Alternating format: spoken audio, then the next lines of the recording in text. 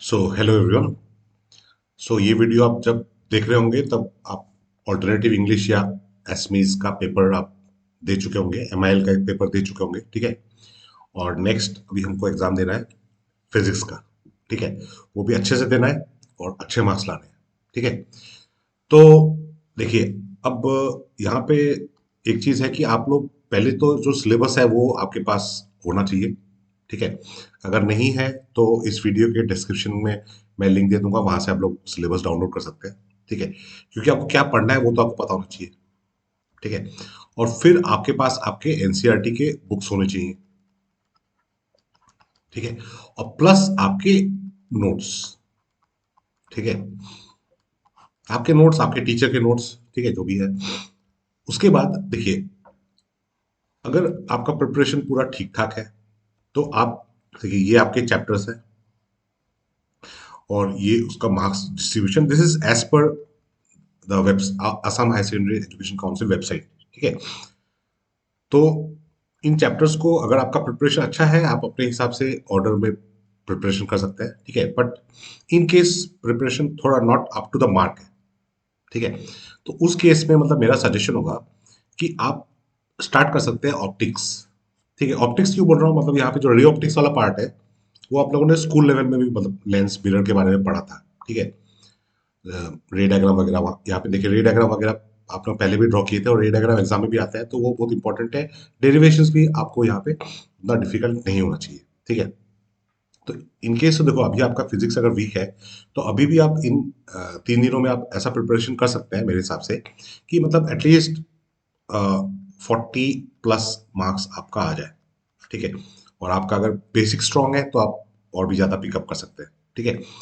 तो ऑप्टिक्स में अब हर चैप्टर में क्या पढ़ना है, कैसे पढ़ना है, वो भी मैं बताऊंगा। अभी पहले बता रहा हूँ चैप्टर्स। देखिए, आपने ऑप्टिक्स से स्टार्ट किया, अगर आपको ऑप्टिक्स में डिफिकल्टी लग रहा है, मतलब वेव ऑप्टिक्स वाला पार्ट डिफिकल्ट लग रहा है, तो एटलीस्ट रे ऑप्टिक्स वाला पार्ट तो कर लिया। रे ऑप्टिक्स में आपके मतलब ऑप्टिक्स तो पूरा रे ऑप्टिक्स वे ऑप्टिक्स मिला के 14 मार्क्स है, ठीक है। 14 मार्क्स, तो 7 मार्क्स रे ऑप्टिक्स का, 7 मार्क्स वे ऑप्टिक्स का, तो एटलीस्ट रे ऑप्टिक्स वाला पार्ट तो हो गया। वे ऑप्टिक्स में भी जो इजी पार्ट है वो आप कर लीजिए। इलेक्ट्रॉनिक डिवाइसेस में इस चैप्टर के अंदर क्या पढ़ना है वो भी मैं थोड़ी देर में बता रहा हूँ, ठीक है। इलेक्ट्रॉनिक डिवाइस एक बहुत ही इजी चैप्टर है, ठीक है। ये आपका 7 मार्क्स यहाँ से आपको दे देगा। ये इनफैक्ट आपको फुल मार्क्स देगा, 7 मार्क्स, ठीक है। एटम्स न्यूक्लियाई, एटम्स में काफी चीजें आप लोगों ने केमिस्ट्री में भी पढ़ा है, ठीक है। तो एटम्स और न्यूक्लियाई भी छोटे चैप्टर्स हैं, ज्यादा चीजें कॉम्प्लिकेटेड चीजें यहाँ पे है नहीं। तो ये आपका 6 मार्क्स हो गया। डुअल नेचर अगेन वेरी मतलब छोटा चैप्टर है, डायरेक्ट 4 मार्क्स आपको मिल जाता है, ठीक है। देखिए, ये चीज इसलिए मैं बोल रहा हूँ कि जैसे इलेक्ट्रोस्टैटिक्स, यहाँ पे आप इलेक्ट्रोस्टैटिक्स देखेंगे वो 8 मार्क्स का है, मगर इलेक्ट्रोस्टैटिक्स के लिए आपको जितना पढ़ना पड़ेगा ना, डुअल नेचर के लिए उतना नहीं पढ़ना पड़ेगा। बट डुअल नेचर आपको 4 मार्क्स डायरेक्ट दे रहा है, ठीक है।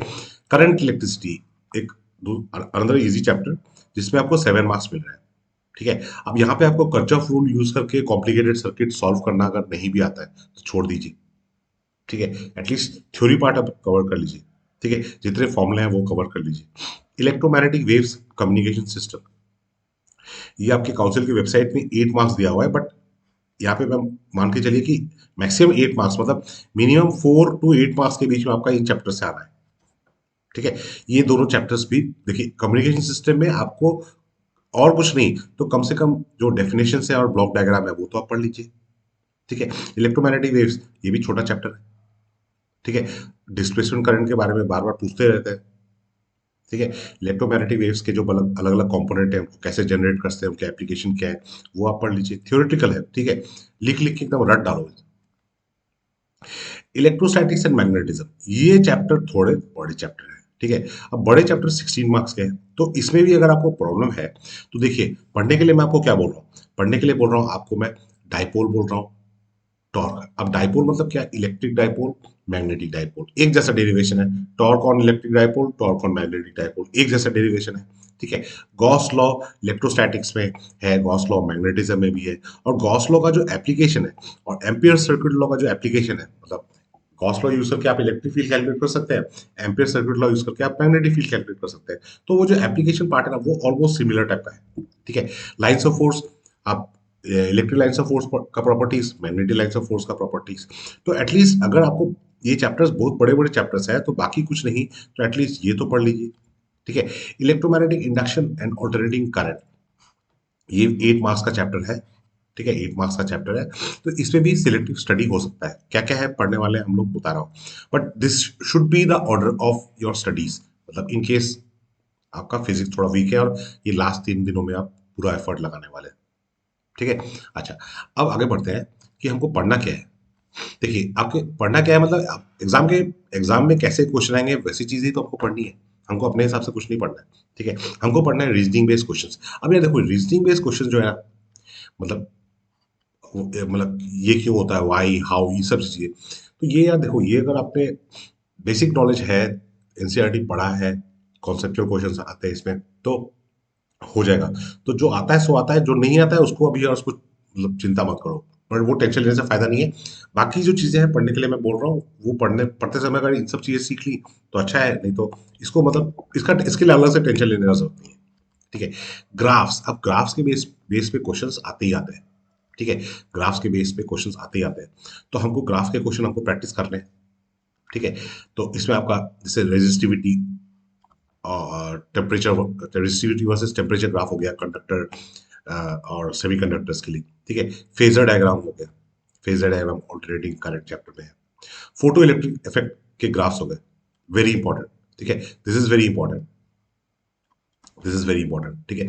Binding energy per nucleon versus mass number, इस ग्राफ का एक्सप्लेनेशन भी आ सकता है। डायोड कैरेक्टरिस्टिक्स, डायोड कैरेक्टरिस्टिक मतलब इलेक्ट्रॉनिक्स में अगर कैरेक्टरिस्टिक बोल रहे हैं मतलब current voltage graph, transistor characteristic. ठीक है। तो ये ये 6 ग्राफ आपको प्रैक्टिस करने हैं। ठीक है। उसके बाद आ गया आपको डिवाइसेस। ठीक है, उसके बाद आपका आ गया डिवाइसेस। तो डिवाइसेस में गोल्ड लीफ इलेक्ट्रोस्कोप हो गया, सिंपल है। मीटर ब्रिज प्रैक्टिकल में भी किया है। पोटेंशियोमीटर प्रैक्टिकल में भी किया है। मूविंग कॉइल गैल्वेनोमीटर, जब टॉर्क के बारे में पढ़ेंगे तो मूविंग कॉइल गैल्वेनोमीटर का क्लियर हो जाएगा। साइक्लोट्रॉन, जब आप circular motion of charge particle in magnetic field पढ़ेंगे तो साइक्लोट्रॉन आपका क्लियर हो जाएगा। ट्रांसफॉर्मर इंपॉर्टेंट है। ऑप्टिकल इंस्ट्रूमेंट्स ये भी इंपॉर्टेंट है। ठीक है, ऑप्टिकल इंस्ट्रूमेंट्स में आप डेरिवेशन भी प्रैक्टिस कीजिए, मैग्निफिकेशन कैसे कैलकुलेट करना है। न्यूक्लियर रिएक्टर, अगर न्यूक्लियर रिएक्टर में एटलीस्ट आपको रिएक्शन याद नहीं हो रहे हैं तो एटलीस्ट न्यूक्लियर रिएक्टर का डायग्राम, न्यूक्लियर रिएक्टर में मॉडरेटर का काम क्या होता है, कंट्रोलिंग रॉड का क्या काम होता है, ठीक है, कूलेंट का क्या काम होता है। फिर आपका opto electronic devices, photo diode, LED, solar cell, किसको फॉरवर्ड बायस करते हैं, किसको रिवर्स बायस करते हैं, उसके बेसिक एप्लीकेशंस। ठीक है। तो यहाँ पे देखिए, जहां जहां डेरिवेशंस है वो आप कर लीजिए। जैसे मूविंग कॉइल गैल्वेनोमीटर में डेरिवेशंस है, पोटेंशियोमीटर में डेरिवेशन है, comparison of EMF of cells, determination of internal resistance of cell. ठीक है। तो ये होगा डिवाइसेस, ये डिवाइसेस आपको प्रैक्टिस करना है। Laws, another important thing, laws के ऊपर क्वेश्चन आते हैं। अब कूलम्स लॉ नॉर्मल मत पढ़िए, वेक्टर फॉर्म पढ़िए, एग्जाम में आ चुका है और आता रहता है। Gauss law, another very important law, Gauss law के applications. Ohm's law, Ohm's law में 2 part, V equal to I R और ई इक्वल टू रो जे, इसको वेक्टर फॉर्म भी बोलते हैं। ठीक है, इसको वेक्टर फॉर्म भी बोलते हैं, vector form of Ohm's law. Kirchhoff rule, Kirchhoff rule का सिग्निफिकेंस भी पूछते हैं।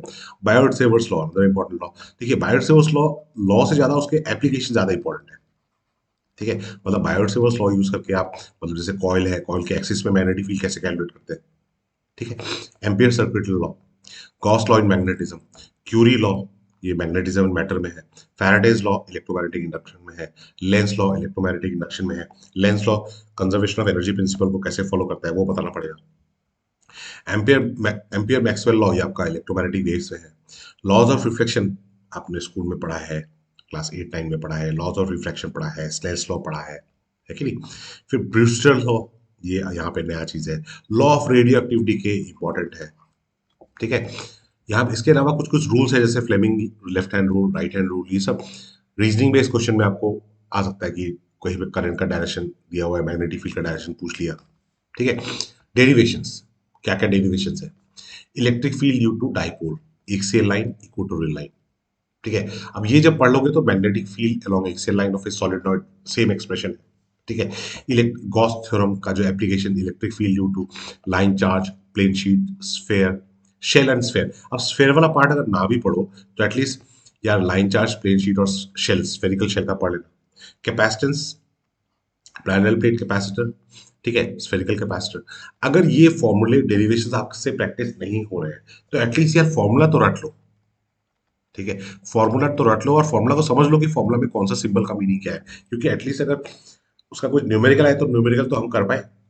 ठीक है, इलेक्ट्रिक फील्ड और इलेक्ट्रिक पोटेंशियल में क्या रिलेशन है, E is equal to minus DV by D R. Current electricity में ये दो डेरिवेशन काफी इंपॉर्टेंट है, ये दोनों डेरिवेशन काफी इंपॉर्टेंट है ड्रिफ्ट वेलोसिटी का। ठीक है, लॉरेंस फोर्स, लॉरेंस फोर्स के ऊपर रीजनिंग क्वेश्चन भी आ सकते हैं, तो ये देखो लॉरेंस फोर्स के ऊपर रीजनिंग क्वेश्चन आते हैं, तो आपको वेक्टर्स का ये चीज पता होना चाहिए कि वेक्टर प्रोडक्ट में अगर दो वेक्टर है, तो दो वेक्टर अगर कोप्लेनर वेक्टर है, ठीक है, तो वेक्टर ए या वेक्टर बी कोप्लेनर वेक्टर है, तो ए क्रॉस बी जो होगा वो ए और बी के परपेंडिकुलर होगा। तो इस कॉन्सेप्ट पे बेस क्वेश्चन पूछते रहते हैं कि क्यों work done by Lawrence force zero होता है, मैग्नेटिक लॉरेंस फोर्स जीरो होता है। ठीक है, फिर आपका यहाँ से सर्कुलर मोशन और helical motion, radius, time period, ठीक है, ये चीज आपको साइक्लोट्रॉन में भी काम आएगा, सर्कुलर मोशन। फिर force on a current carrying conductor in a magnetic field, application of Biot Savart's law, force between parallel current and definition of ampere. ये क्वेश्चन बोर्ड एग्जाम में कई बार पूछा गया है और ये पूछते रहेंगे। ठीक है, तो ये आपको पक्का पढ़ना है। ठीक है, फिर टॉर्क और मैग्नेटिक डायपोल, ये मैंने आपको बताया ना, torque on dipole, electric dipole और मैग्नेटिक डायपोल, डेरिवेशन काफी कुछ सिमिलर है। ठीक है, बट यहाँ पे एडिशनल चीज जो आपको पढ़ना पड़ेगा वो टाइम पीरियड और oscillation of a magnetic dipole in magnetic field, ये एनसीईआरटी का डेरिवेशन है, एक इंपॉर्टेंट डेरिवेशन है। ठीक है, फिर आपका यहाँ पे मैग्नेटिक डायपोल मोमेंट का एक्सप्रेशन। ठीक है, फिर एम्पियर सर्किट लॉ का application, motional EMF, electromagnetic induction में मोशनल ईएमएफ। ठीक है, self inductance, mutual induction, inductance, इसमें आपका डेफिनेशन ऑफ हेनरी पूछ सकते हैं। Self inductance of solenoid, mutual inductance of a pair of solenoid, pair of coil. ठीक है, ये सारे क्वेश्चन एग्जाम में पहले भी आ चुके हैं। ठीक है, आईआरएमएस करंट और पीक करंट का relation, average value of power in inductor capacitor zero होता है, एवरेज पावर कंज्यूम, वो प्रूफ करने के लिए आ सकता है। ठीक है, LCR circuit, another important topic जहाँ पे क्वालिटी फैक्टर के बारे में पूछ सकते हैं। ठीक है, how quality factor is related to resistance. ठीक है, ऑप्टिक्स में lens formula, mirror formula, magnification. ठीक है, मिरर में F equal to R by two relation proof करना, refraction at spherical surface, lens maker formula, equivalent focal length, ये सारे derivation पहले भी आ चुके हैं but they are equally important. ठीक है, प्रिज्म में ये डेरिवेशन, प्रिज्म का ये जो फॉर्मूला है ये आप लोगों ने प्रैक्टिकल्स में भी किया होगा। ठीक है, प्रिज्म का रिफ्रैक्टिव इंडेक्स यूज करने के लिए करते हैं ना। ठीक है, फिर इंटरफेरेंस, इंटरफेरेंस में जो रिलेशन है सुपरपोजिशन ऑफ वेव्स, ये आप लोग क्लास 11 के वेव्स में भी किया था। ठीक है, यंग्स डबल स्लिट एक्सपेरिमेंट, इसमें जो फ्रिंज विथ है, तो यहाँ पे यंग्स डबल स्लिट एक्सपेरिमेंट पे मतलब देखो डेरिवेशन आने का चांस है बट न्यूमेरिकल्स आने का चांस ज्यादा रहता है। ठीक है, तो यहाँ पे एटलीस्ट आपको फॉर्मूले यहाँ पे पता होना चाहिए। ठीक है, resolving power of microscope and telescope, तो resolving power of microscope board exam में पहले आ चुका है। ठीक है, टेलीस्कोप आ सकता है इस बार। ठीक है, Bohr atom model, another important thing जो आप लोगों ने केमिस्ट्री में भी पढ़ा है, expression for radius, speed of electron, energy मतलब kinetic energy, potential energy, wavelength and frequency जब इलेक्ट्रॉन एक ऑर्बिट से दूसरे ऑर्बिट जंप करता है। ठीक है, फिर आपका न्यूक्लियाई में हाफ लाइफ और मीन लाइफ के बीच में रिलेशन। ठीक है, न्यूमेरिकल्स के लिए आपको कोई अलग से दूसरा न्यूमेरिकल्स आपको पढ़ने का जरूरत नहीं है, एनसीईआरटी में जो न्यूमेरिकल्स है वो आप देख के जाइए। ठीक है, न्यूमेरिकल्स के लिए मैं बोल रहा हूँ और एक बात, अगर आपको टाइम कम लग रहा है तो एटलीस्ट चैप्टर वाइज फॉर्मूले लिख लो, चैप्टर वाइज फॉर्मूले लिख लो, फॉर्मूला लिख लो। और क्योंकि एनसीईआरटी के जो क्वेश्चंस हैं वो डायरेक्ट फॉर्मूला बेस्ड ही होते हैं, बोर्ड एग्जाम में जो क्वेश्चंस आएंगे, देखो न्यूमेरिकल्स के साथ आपका थ्योरेटिकल क्वेश्चंस भी होगा, तो मतलब अगर लक अच्छा हुआ तो वहां बच जाएंगे। ठीक है, और इनकेस मतलब हम लोग फंसते भी है तो वो क्वेश्चन देखना यार, अगर फॉर्मूले से हो जाता है तो ठीक है, और नहीं होता है तो वैसे भी तो हमारा प्रिपरेशन अब इतना खास तो है नहीं, किस लेवल तक, इतने दिनों में जितना हो सकता है उतना ही पॉसिबल है। ठीक है, तो ज़्यादा इसमें टेंशन लेने का जरूरत नहीं है, न्यूमेरिकल्स प्रैक्टिस करने का अभी टाइम अगर नहीं मिल रहा है तो एटलीस्ट फॉर्मूला रट लेना, रट लेना मतलब समझ के। ठीक है, so this should be the strategy. ठीक है, तो ये वीडियो आप जल्दी से जल्दी देख के मुझे अगर फीडबैक बताएं तो इसका इम्प्रूवमेंट मतलब एडिशनल आपको इन 3 दिनों में और मैं क्या कर सकता हूँ वो आप मुझे सजेस्ट कीजिए, मैं आपके लिए वो हेल्प करूंगा। ठीक है।